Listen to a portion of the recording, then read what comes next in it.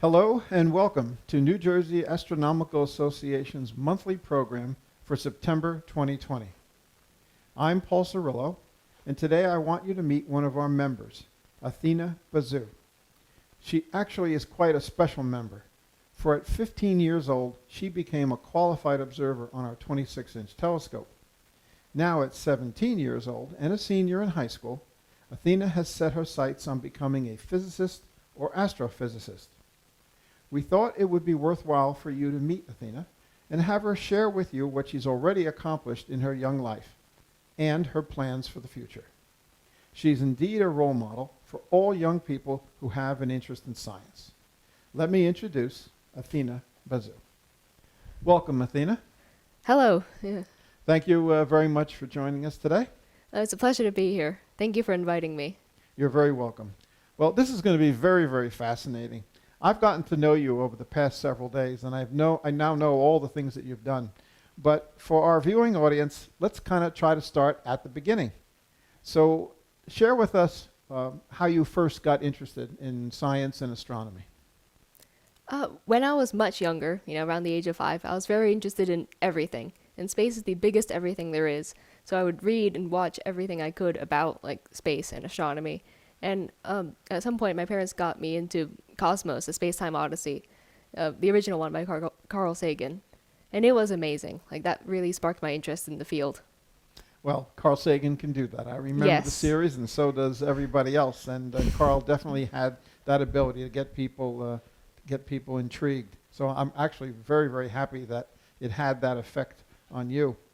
So then as you got older into school, you decided to start a project for, was that Google something? Oh, yeah, Google Science Fair. Mm-hmm. Normally in 7th grade in school, the kids would do a project for Google Science Fair. They actually weren't running the fair that year, but we still were doing the projects. Anyway, my project was on variable stars. So we're trying to analyze the light curves to determine what type of variable star it was.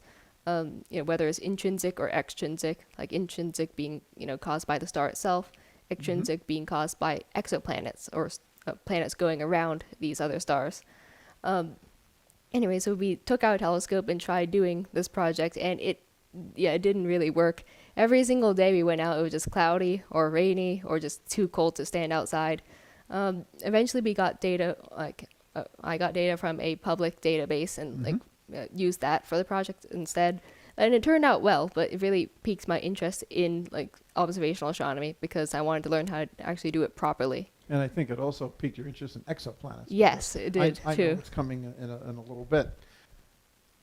So then a few years later, I understand you had a small family trip to explore an astronomy event. You want to tell us about that? Yes. In August 21st, 2017, there was a total solar eclipse passing through the continental United States. This is the first one in a really long time as well. So I basically gave up everything else, all my other presents for that year, so we could have a trip down to South Carolina, which was in the path of totality. And we went to this nice open lake, and we sort of watched the solar eclipse for a few hours. It was only total for 2.5 minutes, but it was incredibly impressive. It's amazing to see the whole midday sky turn black, isn't it? Yes, it was you could actually hear some the insects and stuff get quiet. The temperature dropped. It was very unusual. Right, the birds and the insects Yeah. think it's nighttime, so they're going to nest. Mm-hmm. That's right, yeah. And you probably saw planets come out. Oh, in the sky yes, as well. we did. We noticed that someone there was actually taking a picture of Venus. Mm-hmm. So that was interesting. During totality, you also see these, not during totality, but slightly before, you can see the crescents of the shadows sort of turn into crescents. And that was very interesting as well. Yes, they appear all over the place. I managed to witness it from Wyoming that year myself. And the thing that amazed me the most is that everybody, standing out for hours was fairly quiet. But then just as it began totality, everybody just started screaming. I'm not sure why, but everybody started screaming in excitement. Did you have the same experience? Yes, everyone just went crazy when in totality. It was just very inspiring and exciting. I guess they were excited that after all that waiting, it's finally it paying actually off. happened, yeah. That's very, very good. Well, that's fantastic. That's great that you were able to experience that at this young age. And for everyone listening, we want to let you know that there's going to be another total solar eclipse going across the United States in just 4 years. I think it's April 2024. Hmm. And where's it going to be going Yeah, from? from Texas to New York. Well, yeah. Right. So if you're on the eastern seaboard, you don't have too far to go. That's just absolutely fantastic. I'm glad you were able to experience that. So now you're into high school, Mhm. and you do what all overachievers do. You started your own astronomy club. Is that right? Yes. And how did that go? And did you have any special events during that time? Yeah, it went fairly well. I mean, we had a consistent group of 14 people attending.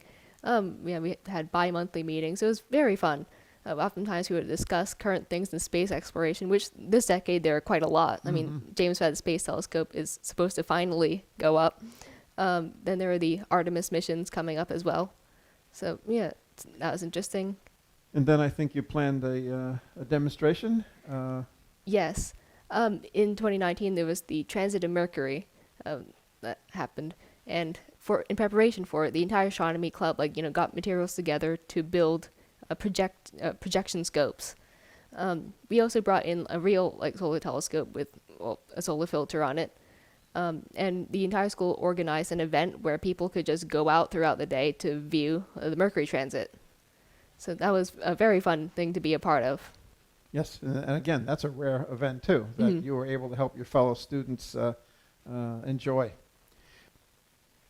So then I believe in the summer of 2019, you joined an astronomy camp. Yes, it was a 5-day astronomy camp in upstate New York, Alfred University. It was wonderful. They had very dark skies, which is not something you get here, unfortunately. That's for sure. Yep. In the mornings, we would attend lectures about various topics in astronomy and physics. We talked about let's see, exoplanets, fluid dynamics. We would do workshops. We actually modeled the solar system in Python. So that was all very fun. But the real treat was at night. We'd go to the observatory there, and we actually get to use the telescopes ourselves. Is there any one particular thing that you really, really cherish from that time? I mean, I really haven't gotten into this yet, but astrophotography, using those telescopes there. So that was your first taste of true astrophotography? Yes. That's fascinating because I know that takes a lot of skill Mhm. and patience to do that. Do you remember some of the objects that you were able to capture? Yes. One of the telescopes there was a 32-inch reflector telescope, and it was very incredible. They had a camera attached to it, so they actually let the sort of campers use it for astroimaging. Yeah, so we actually managed to learn how to use the professional software. We took multiple images of objects. We looked at the Ring Nebula, various galaxies like the Pinwheel Galaxy, Sombrero Galaxy, and we learned how to do how to stack the images and take long exposure. So yeah. That's great. And I think we have a few you've shared with some of those Yes. photographs that we'll show here as well.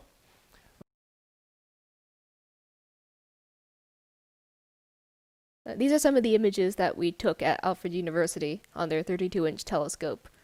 I mean, some of the images we took were in color. We actually had to sort of take it in red and green and blue separately, 60 seconds exposure, and then stack them together. In this picture, you can see the Ring Nebula, but if you also look carefully, you can see a green line going from the top left to the bottom right, which was actually an airplane that passed through while we were taking the image. So that's quite fun. It was photobombed. This is a very nice M51 Whirlpool galaxy. I think this is the first galaxy that I saw through a telescope, not here, but just in general. Yeah, I mean, I really love this image. I think this is the best color one that we took. Here is M63, the Sunflower Galaxy. Something went wrong when we were developing the photo, so there's just this random, very bright green dot, to the southwest of the galaxy. I don't know what that is. And you can see why it's called a Sunflower Galaxy, because it's sort of this yellow mottle coloring on the outer edge. It looks like sunflower seeds. Here's the Whale Galaxy.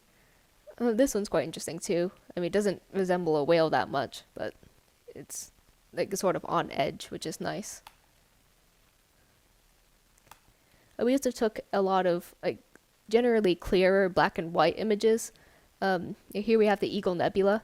You might have seen like photos of this from Hubble.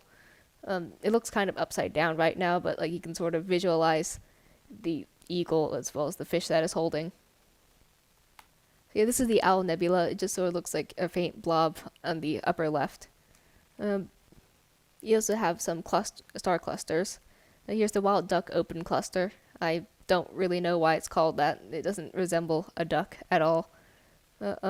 Here's the Hercules Globular Cluster, which is probably one of the most famous ones. And here are the first few color images retaken in black and white. The Whale Galaxy, Whirlpool. Okay, here's the Sombrero Galaxy. This is probably my favorite black and white image. It just looks very ominous. We don't want everybody to think that Athena is just doing science things. She has other interests in her life. One of them I know is an aquatic one. Would you like to tell us about that? When I was 11 years old, I became a certified scuba diver, and we did some diving in lakes in Pennsylvania, so that was pretty fun. It was very cold. But later on, we actually, me and my father went to Bali, Indonesia, Wow. as part of a trip to Singapore. Yeah. And we actually went diving there, and it was incredible.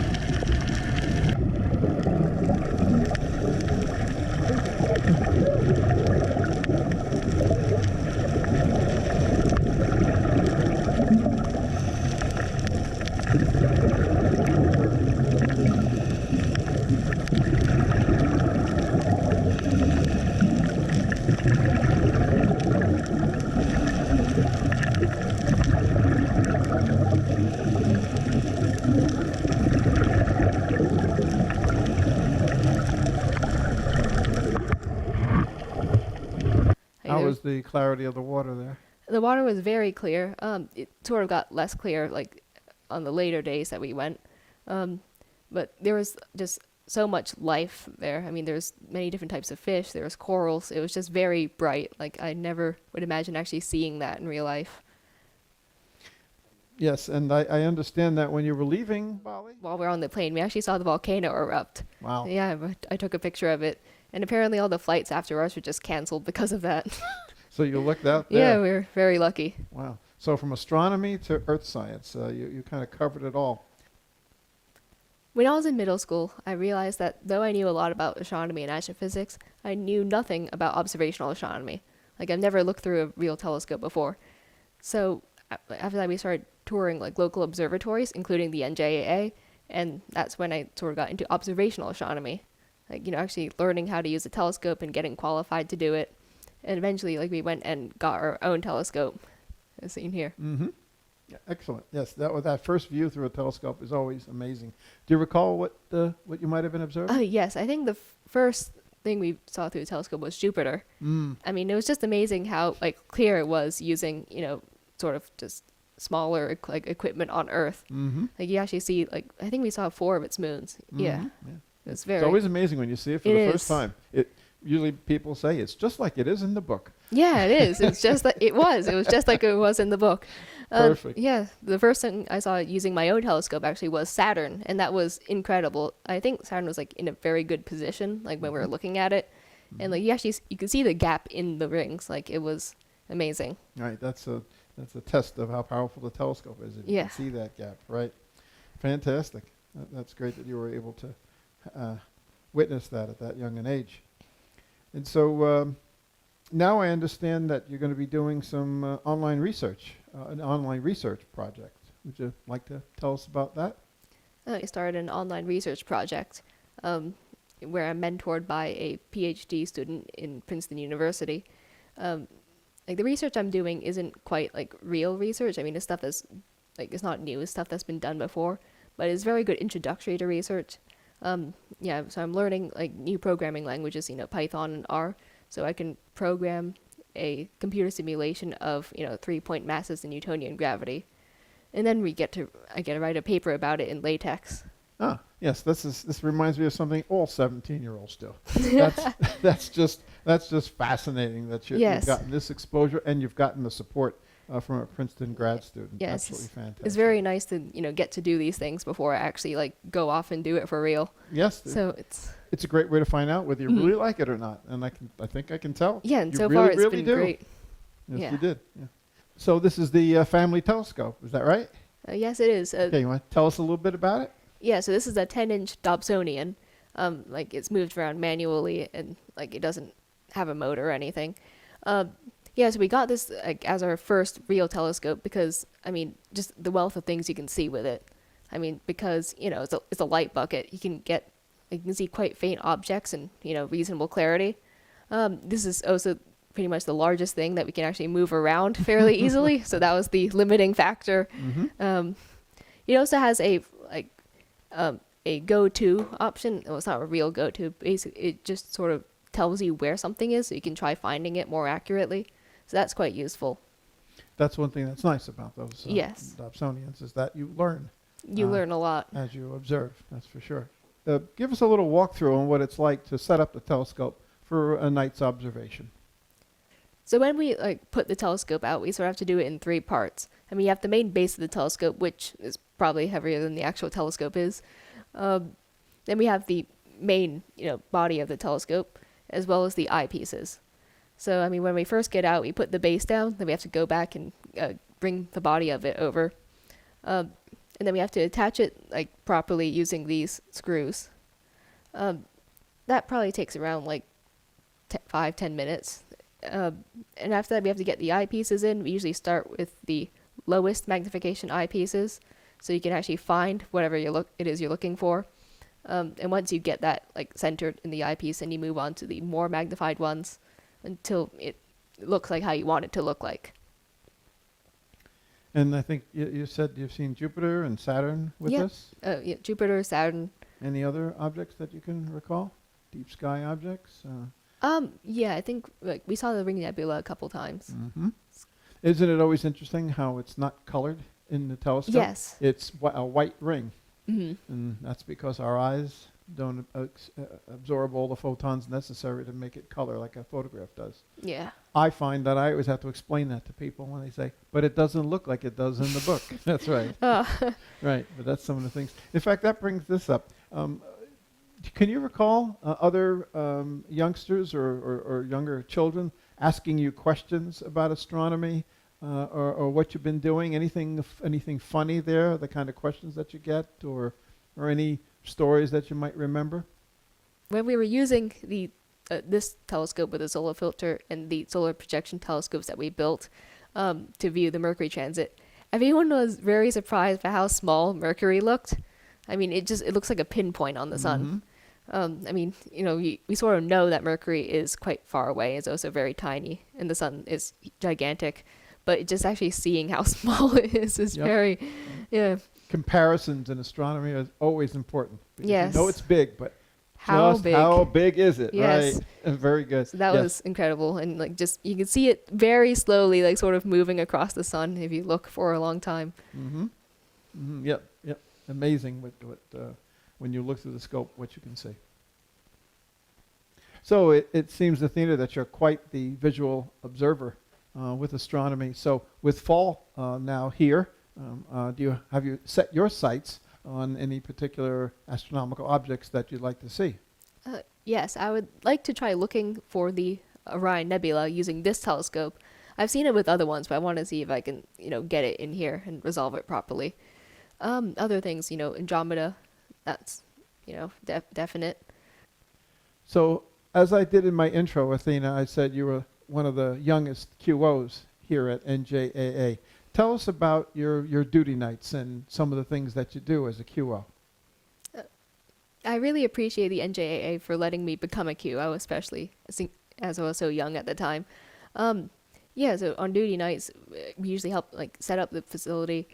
We bring out the Dobsonians. I mean, maybe not just this one, but all the Dobsonians that they have there and set them up outside. When people start coming in, I sort of welcome them to the NJAA and sort of give them a tour, show them the murals on the walls, describe what they show. Then I oftentimes try pointing the Dobsonians at interesting objects that happen to be up. So, yeah. And it's a rewarding experience for you and the guests, right? Yes, it is. Yes. Good. Well, we're glad to have you. Can't wait to get back to our open nights. In college, I plan on majoring in astronomy or astrophysics. As you can see, that is my passion. After college, I think I'll go on to do higher education, in the same field, and hopefully, maybe become a research scientist. I mean, currently I'm interested in exoplanets and planets around other stars. I'm very excited for the James Webb Telescope to, hopefully get up there. But really all parts of astronomy, from cosmology, to, exoplanet studies, is all very interesting. I mean, one is mechanically interesting because it has a very sort of foldable design. That's something they've been working on for a while. For astronomy, it's interesting because it's an infrared telescope. So you can see into the infrared spectrum, which is very useful for cosmology. You can see earlier galaxies, sort of early into the universe's history. So that's nice. And it's also good for exoplanet detection. I don't think we are alone, but I also don't think we will encounter anything remotely like us anytime soon. Just the universe is so big. I mean, the chances are there's probably something out there, but, that same distance also makes it hard to see things. I mean, however, there was the recent discovery of phosphine on Venus. So, there might be, some microbes there, which would be cool. I mean, carbon and silicon are probably the most likely just because they can form very long, complex chains of things, which you need in something as, complex as life, replicating, sort of materials. So, I mean, that is part of it. Water, I'm not sure. I mean, water has some very unusual properties for a liquid. We don't really think about that much because we are sort of made of water. It's all around us. So that might also play into enabling life, but we don't really know. It could, life could be sort of based in a methane environment like Titan and its, oceans and rivers and such.